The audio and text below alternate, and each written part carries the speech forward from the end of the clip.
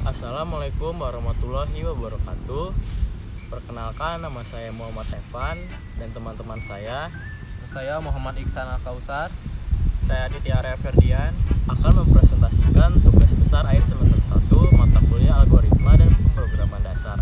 Materi yang akan disampaikan sesuai dengan soal membuat sebuah program modular yang di dalamnya terdapat fungsi utama main dan fungsi atau prosedur. Fungsi atau prosedur mencakup metode searching, sorting, dan proses atau logika pemrograman yang berkaitan dengan penggunaan fungsi tersebut.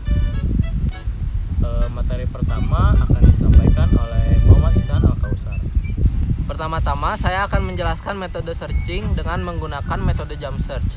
Jump search adalah salah satu metode pencarian pada array yang sudah terurut. Metode ini menggabungkan efisiensi pencarian biner dengan kesederhanaan pencarian linear. Jump search bekerja dengan membagi array menjadi blok-blok berukuran tertentu, biasanya akar kuadrat dari panjang array. Algoritma ini melompati blok-blok secara langsung hingga menemukan blok yang mungkin mengandung elemen target. Setelah itu, algoritma akan melakukan pencarian linear dalam blok tersebut. Selanjutnya ada kode program beserta fungsinya. Fungsi jump search adalah inti dari algoritma. Algoritma ini bekerja dengan membagi array menjadi blok-blok sebesar akar dari panjang array dan melompat dari satu blok ke blok berikutnya. Jika elemen yang dicari ditemukan dalam blok tertentu, program akan menggunakan pencarian linear untuk mencarinya dalam blok tersebut. Pertama, ukuran langkah dihitung menggunakan akar kuadrat dari ukuran array.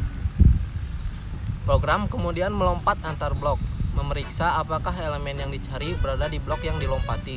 Setelah blok ditemukan, pencarian linear dilakukan dalam blok tersebut. Jika elemen ditemukan, indeksnya dikembalikan. Jika tidak ditemukan, fungsi mengembalikan -1.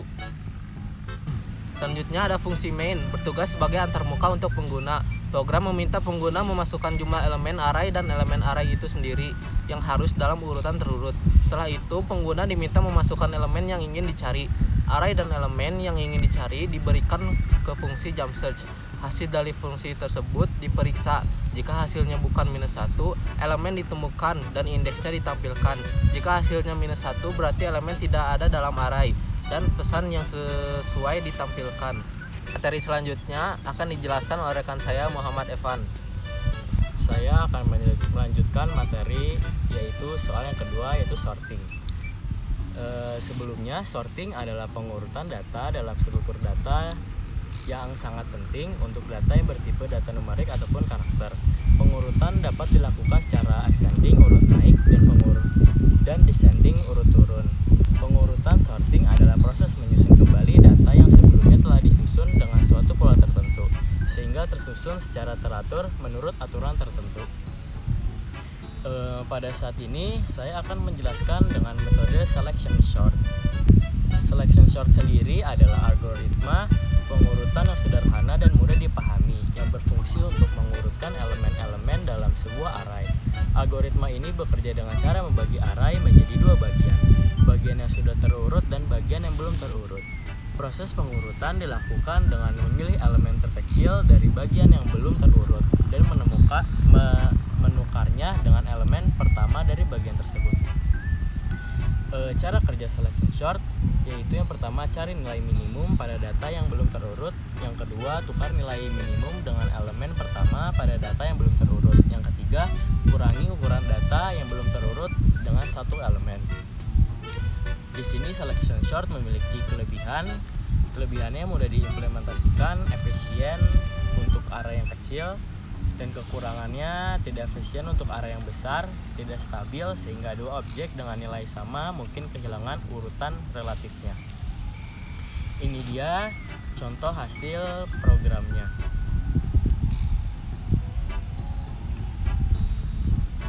Di program ini yang pertama ada fungsi swap.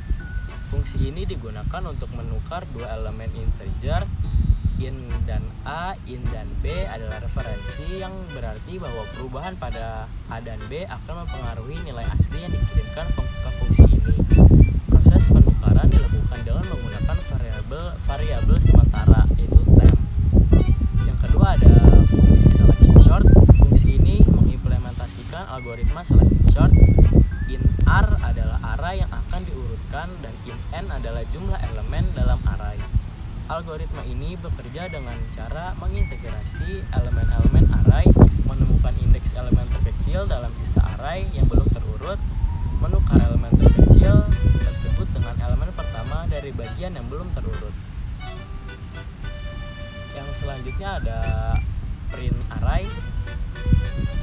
Fungsi ini digunakan untuk mencetak elemen-elemen dari array ke layar, menggunakan loop untuk mengintegrasi setiap elemen dan mencetaknya, diakhiri dengan baris baru.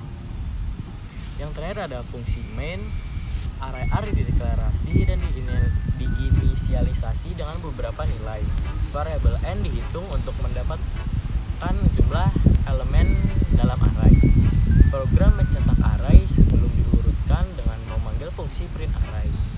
Fungsi selection sort dipanggil untuk mengurutkan array. Setelah pengurutan, program mencetak array yang telah diurutkan. Jadi dapat disimpulkan program ini terdiri dari beberapa bagian, pertama yaitu swarm, fungsi untuk menukar dua elemen, selection sort, fungsi untuk mengurutkan array menggunakan algoritma selection sort, ada juga print array, fungsinya untuk mencetak elemen array, dan terakhir ada main, fungsi utama yang menjalankan program. Saat eksekusi, program akan mencetak array sebelum dan sesudah diurutkan. Materi selanjutnya akan disampaikan oleh Aditya Arya Ferdian. Selanjutnya adalah jump sort dan selection sort. Kode dieksekusi mulai dengan selection sort untuk mengurutkan data, lalu dilanjutkan dengan jump sort untuk mencari nilai dalam data yang telah terurut. Selanjutnya saya akan menjelaskan kode program. Yang pertama, inisialisasi data. Program dimulai dengan mendeklarasikan sebuah array yang berisi sejumlah nilai acak. Yang selanjutnya, pengurutan data. Array yang telah dideklarasikan kemudian diurutkan menggunakan metode tertentu. Hasilnya adalah array yang terurut dengan benar.